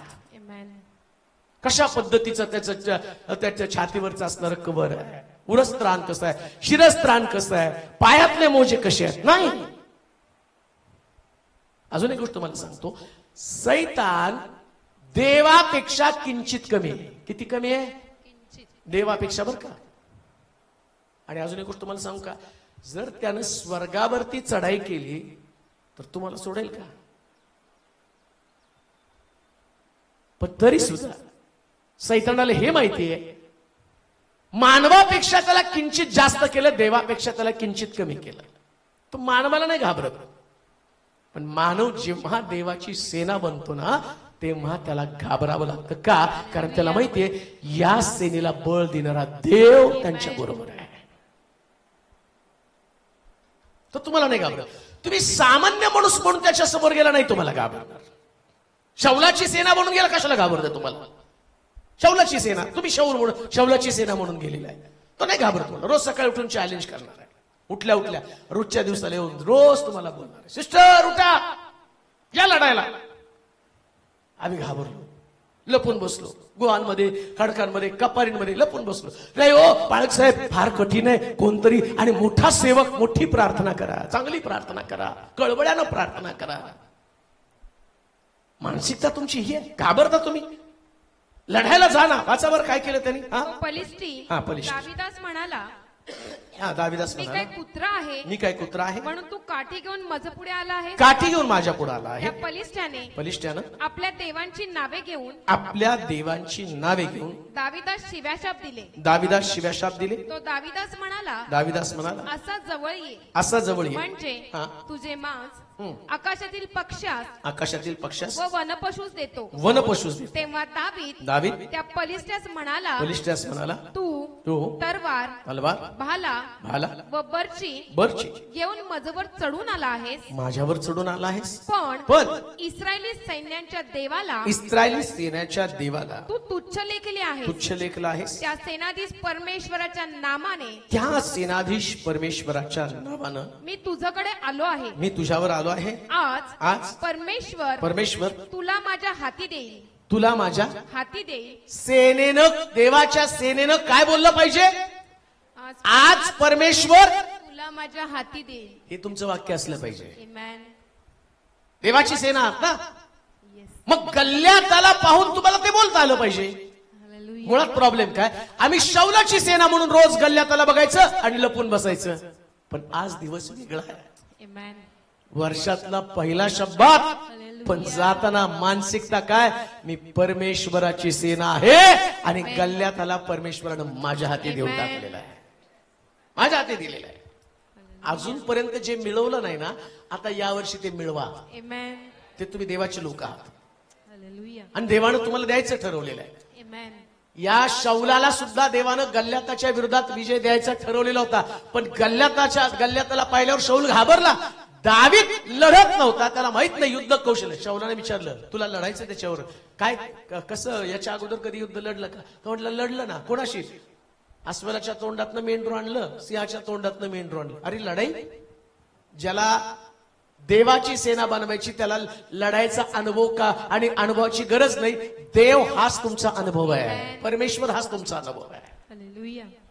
आणि आज तुम्हाला बोलायचं काय माहिती का, जाताना तुमचा जो प्रश्न गल्ल्यात आहे, मग तुमची नोकरी असेल, तिला हात म्हणायचं, आज परमेश्वरानं तुला माझ्या हाती दिलं आहे. तेवढं तर बोलता येत का? Yes, amen. लागणार नाही, पळणार आहे, अमक होणार आहे, गव्हर्नमेंटची नाही, अमक नाही, सगळ्या तुमच्याच आहेत. Amen. तिथे नाही घाबरत बसायचं, हे मला लागेल का, हे मला मिळेल का, ते मला मिळेल का. नाही, तुम्ही देवाचे लोक आहात. Amen. आणि देवानं गल्ल्याताला तुमच्या हातात दिलेला आहे. Yes. कोणाला हातात दिलेलं आहे? गल्ल्यात. गल्ल्यात. तुमची नोकरी तुमच्या हातामध्ये आहे. Amen. तुमचं घर पाहिजे, परमेश्वरानं माझ्या हातात Amen. माझं घर दिलेलं आहे. बोला ना, Amen. देवाचे लोक आहेत, सैन्य आहे तुम्ही. Hallelujah. पत्र्याची खोली हे तुमचं वास्तव नाही, तुमचं वास्तव याच्यापेक्षा मोठं आहे. Amen. तुमचं जीवन याच्यापेक्षा मोठं आहे. म्हणून तिथं असं म्हटलं, बस आज परमेश्वर आज परमेश्वर तुला माझ्या हाती देईल. हा. मी तुझा वध करीन. मी तुझा वध हा. करीन व तुझे शिर धडापासून वेगळे करीन. धडा काय आधी तो धडकी भरत होता, आता दावीद धडकी भरवायला लागला. लक्षात ठेवा, प्रश्नानं तुम्हाला धडकी नाही भरवली पाहिजे, तुम्हीच प्रश्नाला धडकी भरवली पाहिजे. त्याला म्हटलं पाहिजे, आज जातो का बघ, नाही तर तुझं काही खरं नाही, Yes. आज गेलाच पाहिजे. Yes, amen. या वर्षी तुला आमच्या घरातनं बाहेर जायलाच पाहिजे, नाहीतर तुझं काही खरं नाही. अशी धडकी त्याला भराव प्रश्नाला. Hallelujah. 2023 वर्षापर्यंत तो तुमच्या घरात लपून बसला, गल्ल्यात रोज उठून हे त्यांना धडकी भरत होता. एक दिवस असा आला की त्या दिवसामध्ये दावीदच आता डायलॉग मारायला लागले. Hallelujah. डॉक्टरला डायलॉग मारू देऊ नका, बॉसला डायलॉग मारू देऊ नका, नवऱ्याला डायलॉग मारू देऊ नका, शेजाऱ्याला डायलॉग मारू नका. अब बारी तुम्हारी आहे. Yes, amen. आता तुम्ही डायलॉग मारा. काय डायलॉग मारायचे? आज परमेश्वर तुला माझ्या हाती दे. हा. मी तुझा वध करीन. तुझा वध करीन व तुझे शिर तुझं शीर धडापासून वेगळे करीन. धडापासून वेगळं करीन. मी आज पलिष्ठी सैनिकांची हा. प्रेते आकाशातील पक्षास हा. व वनपशूस देईन. किती भारी भारी डायलॉग मारले हो. म्हणून लक्षात ठेवा, देवाच्या लोकांनी भारी भारी गोष्टीच बोलायच्या. Amen. हॉटेलात खायला गेलं तर म्हणायचं, उद्या मी याचा मालक आहे, Amen. इथं कामाला लागणार म्हणू नका. नाही तर काही लोक म्हणतात, किती पगार आहे तुम्हाला वेटरला? आम्हाला विचार किती देतो नाही. देव अशी मानसिकता. दावीद शौलाच्या राजवाड्यामध्ये गेला, गल्ल्यातला मारलं, पण गल्ल्यातला मारल्यावर आता दावीद म्हणून राहिला नाही. त्याच्या समोर लोक नाचताना म्हणत होते, शौलानं हजारो वधले, दाविदानं लाखो वधले. का? एक पराक्रम कराल तर तुमचं व्यक्तित्वच बदलून जाणार. एक पराक्रम. Hallelujah. त्यानं सिंहाच्या जबड्यातलं मेंढरू काढलं म्हणून कोणी नाही नाचलं. नाचायला पाहिजे तुला, काय दावीद आहे बघा, साक्ष सांगायला पाहिजे, ओ सिंहाच्या तोंडातनं काढलं. आम्ही त्याच्यातच फार समाधानी असतो नाही का? ब्रदरची फार मोठी साक्ष. काय साक्ष? एवढी एक साक्ष घ्यायची, तुटपुंजी त्याच्यावरच आहे. नाही हो, गल्ल्याताला मारलं ही साक्ष पाहिजे. त्याला म्हटलं लढवय्य. Hallelujah. सेना बना, माझी सेना माझे लोक, Amen. माझी सेना माझे लोक. एंड करू त्याच्यामध्ये. अजून एक मुद्दा आहे, पण जाऊ द्या परत कधीतरी.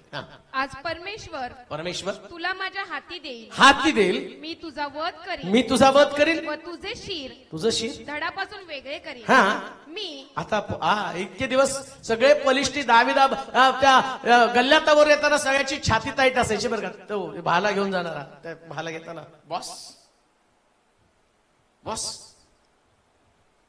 गल्ल्याताला बघितलं, हा बॉस, याला कोणच हरवत नाही. आता बघा, हा मी आज पलिष्ठी नाही, सैनिकांची पुढे वाचा. तेव्हा इस्रायलमध्ये देव आहे हा. असे अखिल पृथ्वीस विदित होईल. हा. आणि या सगळ्या समुदायास कळून येईल समुदायास कळून येईल की परमेश्वर तलवारीने व भाल्यानं विजय होतो असे नाही. कारण कारण हे युद्ध युद्ध परमेश्वराचे आहे. परमेश्वराचं आहे. तो तुम्हास आमच्या हाती देईल. आमच्या हाती देईल. मग तो बलिष्ठी उठून उठून दावीदाशी सामना करावयास दावीदाशी सामना करावयास जवळ आला. जवळ आला. तेव्हा दावीद त्या बलिष्ठाची सामना हा. करावयास सैन्य होते त्या दिशेकडे त्वरेने धावला. हा. दावीदानं आपल्या बटव्यात हात घालून त्यातून एक गोटा काढला, गोफणीत घातला हा. आणि ती गर फिरवून बलिष्ठाच्या मस्तकावर असा मारला की तो त्याच्या कपाळात घुसून तो जमिनीवर पालता पडला. या प्रकारे दावीदाने गोफण गुंडा घेऊन त्या बलिष्ठावर सरशी केली आणि त्याचा वध केला. दावीदाच्या हाती तलवार नव्हती. दावीदाने धावत जाऊन त्या बलिष्ठाच्या छातीवर पाय दिला व त्याचीच तलवार म्यानातून काढून त्याला ठार करून त्याचे शिर छेदले. पुढे आपला महावीर गत झाला पाहून बलिष्ठी पळून गेले. आधी कसा स्टाईल मारत होता ना, बॉस चाललाय पुढं, त्याचा भाला घेऊन हा कधी असतात नाही का बॉसच्या पुढं. आणि जेव्हा बॉस जमिनीवरती पडला, भाला घेणाऱ्या माणसाच्या छातीत पहिले धडकी भरली. लक्षात ठेवा, जेव्हा तुम्ही देवाची सेना बनता, तलवारीची तुम्हाला गरज नाही. सगळ्यात मोठी तलवार परमेश्वर तुमच्यासाठी. हे नावच पुष्कळ आहे. याच नावानं तुम्हाला विजय मिळणार. याच नावानं जीवन जगा आणि परमेश्वर त्याची सेना बना. सेना बनून बाहेर पडा. तुम्हाला धडकी नाही भरली पाहिजे. तुम्हाला पाहिल्यावर गल्ल्यातला धडकी भरली पाहिजे. लोकांना धडकी भरली पाहिजे. तुम्हाला पाहिल्यावर जे लोक तुम्हाला भीती घालण्याचा प्रयत्न करतायत, एंड करतो, कन्क्लुजन एकच आहे. एक दिवस जे लोक तुम्हाला भीती घालत होते ना, आता त्याच लोकांना तुमची भीती पडणार आहे का? कारण तुम्हाला माहित नव्हतं तुम्ही देवाची सेना आहे, पण आता तुम्हाला कळलं तुम्ही देवाची सेना आहात. म्हणून लक्षात ठेवा, इथून बाहेर पडताना मी देवाची सेना म्हणूनच बाहेर पडलं पाहिजे. देवबाप तुम्हाला आशीर्वाद देऊ. आपल्या जागेवरती आपण उभं राहूया. आपले डोळे पण बंद करूया. आपली मस्तक आपण झोकूया. आपल्या मान आपण लावूया. देवाचं वचन आपल्याकडे आलेलं आहे.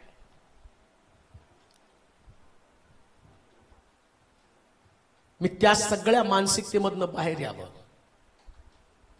परमेश्वराची सेना मी बनावं. मिस्रातल्या कबरा माझं अंत नाही, तर कनानामधला दुधामधाचा प्रदेश हे माझं स्वप्न असावं. गल्ल्यातला पाहून मनामध्ये धडकी भरणारं जीवन नसावं, तर गल्ल्याताचा वध करून बलिष्ठांना धडकी भरवणारं जीवन असावं. हे सर्व शक्तिमान देवा, पुन्हा एकदा आम्ही नम्रतेने तुझ्या समोर येत आहोत. 2024 मध्ये आम्ही साधारण लोक म्हणून आमचं जीवन जगणार नाही, तर परमेश्वराची सेना आम्ही बनणार आहोत. प्रभूजी, आलेल्या प्रत्येक व्यक्तीचे विचार बदलले जाऊ नये. जी लोक बाहेरून लांबून एक उद्देश घेऊन तुझ्या मंदिरामध्ये आलेले आहेत, परंतु जाताना जसं ते प्रवासामध्ये निघतील त्यांना जाणवू दे प्रभूनं आमची भेट घेतलेली आहे. अद्भुते चिन्ह प्रभूनं दाखवले मोशे बरोबर असताना, आणि फारोला दाखवून दिलं की मी सेनेचा यहोवा देव आहे. प्रभूजी, आज या प्रिय लोकांना तशाच पद्धतीचा अनुभव येऊ दे. जाताना त्यांना चिन्ह चमत्काराचा अनुभव येऊ दे. कोणी पहिल्यासारखं राहू दे नकोस. सगळी परिस्थिती मी तुझ्या हाती सोपवते माझ्या देवा. जेव्हा जेव्हा लोक या ठिकाणामध्ये येतील, येताना ते कोड्यासारखे येऊ दे, पण जाताना सैन्यासारखं बनून जाऊ दे माझ्या देवा. येताना त्यांच्या अंगावर वस्त्र कोड्यांच्या नव्हती, पण जाताना त्यांच्याकडे सुंदर पोशाख होते. हे ट्रान्सफॉर्मेशन लोकांमध्ये या वर्षात घडू दे प्रभूजी. काही नसताना